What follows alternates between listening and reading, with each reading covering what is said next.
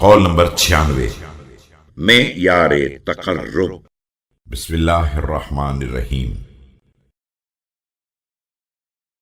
लोगों में अंबिया से सबसे ज्यादा करीब वो लोग होते हैं जो सबसे ज्यादा उनकी तालीमात से बाखबर हों। फिर आप अलैहिस्सलाम ने इस आयत की तिलावत फरमाई। इब्राहीम अलैहिस्सलाम से करीब तर वो लोग हैं जो उनकी पैरवी करें, और ये पैगंबर है और साहिबान ईमान हैं।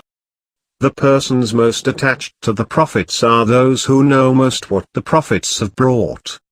Then Amir al-Mu'minin recited the verse, "Verily, of men the nearest to Ibrahim are surely those who followed him and this, our prophet, Muhammad, and those who believe."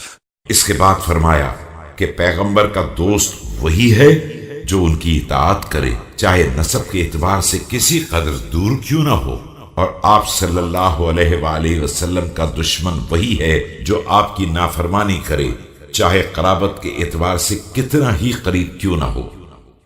Then he said, "The friend of Muhammad is he who obeys Allah, even though he may have no blood relationship, and the enemy of Muhammad is he who disobeys Allah even though he may have near kinship."